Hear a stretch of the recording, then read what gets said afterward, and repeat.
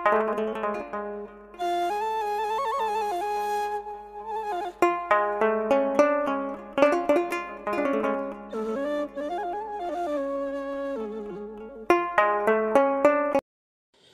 አምላክ በሚሆን በአብ በወልድ በመንፈስ ቅዱስ ስም ሰላም ላችኋለሁ። የተወዳችሁ የገሪዛን ቤተሰቦች ሁላችሁ እንደምንቆያችሁ ሁሉን የሚይዝ አምላክ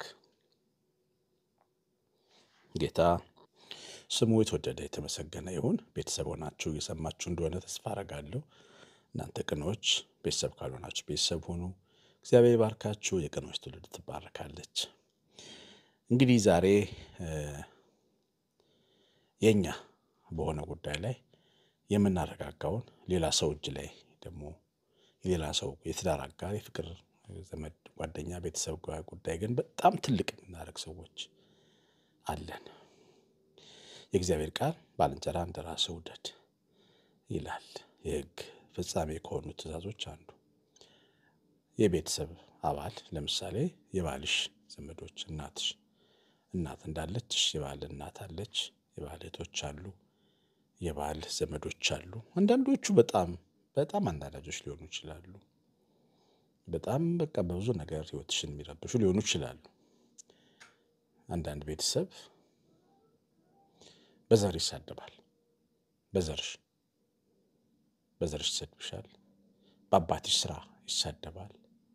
ትናንት በነበራችሁ ኑሮ በድህነትም በምንም ዝቅ ባለው ኑሯችሁ የሚቀልድ የሚያሾፍ አለ። በዛም በዚህም ብቻ አንዳንድ ክፉ ሰው አለ ማለት ነው። ህይወትሽን የሚያመሰቃቅል አውቆ ደግሞ ደስ ብሎት ነው የሚያደርገው እንድትናደጅ።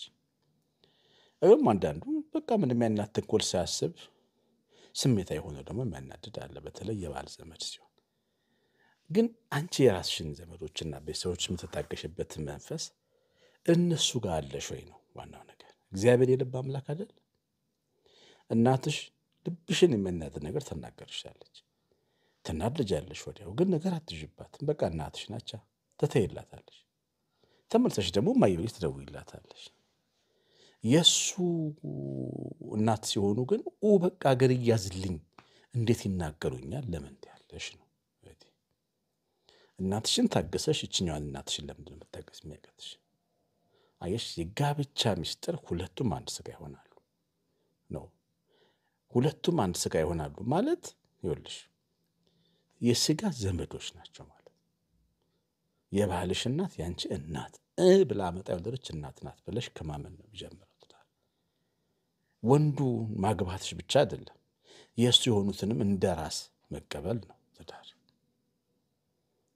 ግን የእሱ ብርጭቆ በጣም የሚፋጅ ያንቺ ብርጭቆ የማያቃጥል አድርገሽ እንድታስቢ ሊያደርግሽ ይችላል ሰነፉ ልብሽ። የእሱ እህቶች አንድ ነገር ሲያደርጉ አገር ይያዝ ልትይ ትችያለሽ፣ እንዳይመጡብኝ ትያለሽ። የአንቺ እህቶች ግን በጣም ብዙ ስህተት ይሰራሉ፣ ግን ቤትሽ ይመጣሉ። የባልሽ እህቶች ግን አይመጡም። እና ፍትህ የማታቅዳኛ መሆንሽ አይደለም ይሄ። አየሽ፣ የራስሽ ናቸው።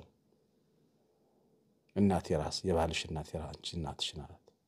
አባትሽ፣ እህቶች እህቶችሽ ናቸው። ወንድሞች ናቸው። ከዝኖቹ እንደዚህ ቤተሰቦችሽ ናቸው። ጓደኞቻቸው እንዲሁ። ሁሉ እንዳመጣጡ በልኩ በስርዓት በአግባብ ተቀብለሽ ማስተናገድ ቢገባሽ አስተናግደሽ ፊት ሳትነሺ ባልሽንም የምትመች ረዳት ትሆኝለታለሽ። ምክንያቱም ቆርጦ የማይጥለው ነገር ቢኖር የስጋ ዝምድና ነው። አሁን አንቺ ዘመዶችሽን፣ እህቶችሽን፣ ወንድሞችሽን፣ ባል እናት አባትሽን ቆርጠሽ መጣል እንደማትችው ማለት ነው። ግን አንዳንድ ሴቶች ከእናቱ ጋር ለመወዳደር ይሞክራሉ። ወይ እናትን ወይ እኔን፣ ወይ እህቶችን ወይ እኔን። እንደዚህ አይነት ምርጫ አይቀርም። ሁሉም በራሱ ወንበር ላይ የተከበረ ነው። ቤተሰብ ወንበር ላይ ይቀመጣል፣ መቀመጥም አለበት። ሚስት ደግሞ ሚስት ወንበር ላይ የምትቀመጠው። እነሱን ተው እኔን ማለት የእነሱ ወንበር ይነሳ ነው። አይሆንማ። ወልደውታል፣ አሳድገውታል።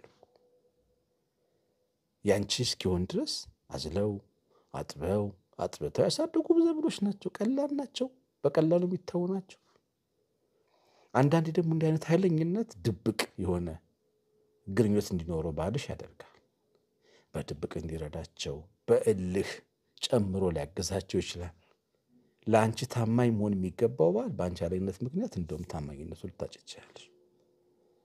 አየሽ፣ ሁሉም በግልጽ ሁሉም በንግግር ሁሉም በፍቅር ሁሉም በህብረት ማድረግ እየቻልሽ ያንተ ብርጭቆ ይፋጃል የኔ ግን አይፋጅም ብለሽ የአንቺን ቤተሰቦች ጉዳይ ሳታጋን ምንም እንዳልተፈጠረ እያደረግሽ የእሱን ግን ትንሽ ኮሽ ሲል ከፍ እያደረግሽ የተመገርሽ የተቆጣሽ ቤተሰቡንና የቤተሰቡን ጉዳይ በጣም የምታጋገኝ ሴት መሆን የለብሽ። እግዚአብሔር ቃል ልባም ሴት ቤቷን ትሰራለች ይላል። ቤትሽን ከምትሰሪበት ጥበብ አንዱ ባልሽና ዘመዶችን የምትሽበት መንገድ። ይሄ ሰፊው መንገድ የትኛውም ሴት ምከሪ እንድትያት አንቀሽ ትፊያቸው ልትልሽ ትችላለች። ምን ያደርጉልሻል ልትልሽ ትችላለች። ይሄ ሰፊው መንገድ ነው። ማንም ይመክርሽ ይችላል እንደዚህ ብሎ። ራስን በመግዛት ግን እነዛ ሰዎች እንደ ራስሽ አድርገሽ እንድትወጃቸው የሚያስተምርሽ ግን እግዚአብሔር ቃል ብቻ ነው።